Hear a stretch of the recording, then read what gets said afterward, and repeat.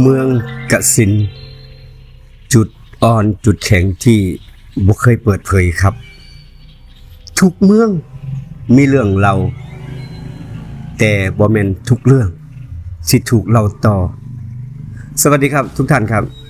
พอกับลุงดมเล่าเรื่องผีมื้อนี้พาทุกท่านย้อนกลับไปยังดินแดนแห่งหนึ่งครับดินแดนที่ผู้คนรู้จักกันดีนั่นก็คือเมืองกสิณหรือจังหวัดกาฬสินธุ์ในปัจจุบันนั่นเองครับ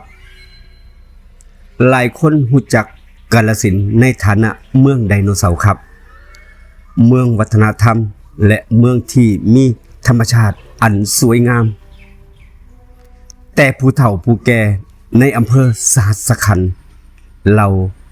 ต่อกันว่าอีกมุมหนึ่งของเมืองนี้มุมที่เต็มไปด้วยความเชื่อและเรื่องลี้ลับที่ยังคงกระซิบต่อกันมาจนถึงทุกมื้อนี้ครับผู้เฒ่าคนหนึ่งเคยเว้ากับลุงดมว่าเมืองกสิณแข็งแรงสมัยนั้นเพราะคนเคารพแผ่นดินแต่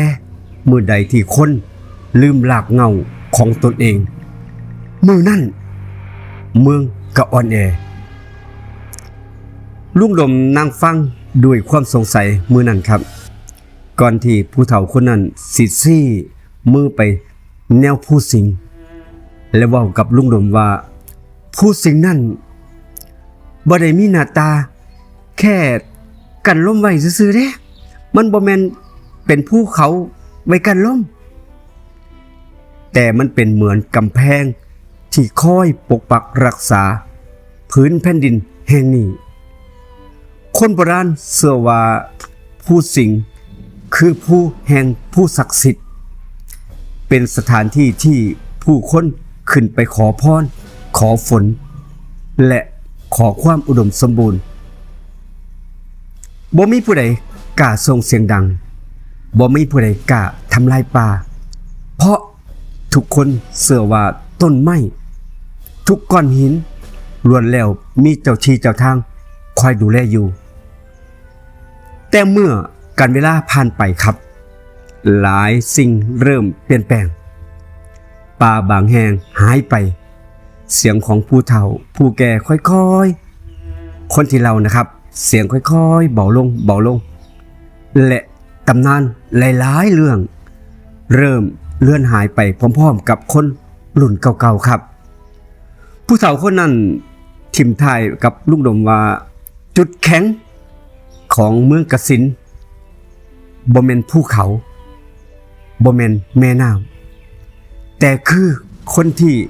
ยังเคารพแผ่นดินเกิดส่วนจุดอ่อนนั้นคือวันที่คนรุ่นใหม่ๆลืมเรื่องเล่าเรื่องเก่าๆของบ้านตนเองมื้อนี้ลุงดมกลับมองขึ้นไปบนภูสิงห์อีกครั้งหนึ่งสายลมก็ยังคงพัดผ่านยอดภูเหมือนเดิมแต่ในใจของลุงดมนั้นรู้สึกว่าบางที่สิ่งที่เป็นตาย้านที่สุดอาจบ่แม่นผีแต่มื้อนี้อาจสิเป็นสิ่งที่บ่เหลือไว้ให้คนรุ่นหลังได้ฟังกันนั่นก็คือเรื่องเล่าตามตำนานของเมืองกสิณอีกต่อไปเรื่องราวในมื้อนี้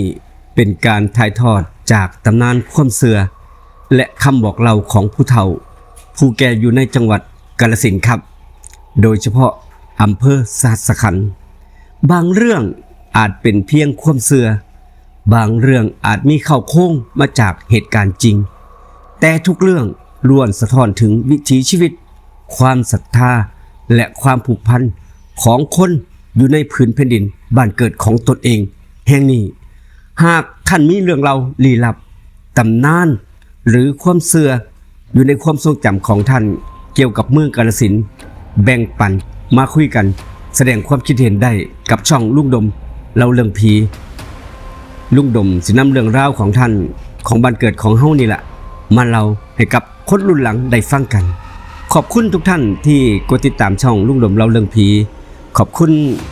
อีกครั้งหนึ่งสำหรับห้องบันทึกเสียงรถทัวร์และคอร์ดขอให้ทุกท่านนอนหลับฝันดีคืนนี้แล้วพอกันในเรื่องเล่าเรื่องร้อนครั้งหน้าตอนต่อไปลุงดมเล่าเรื่องผีสวัสดีครับ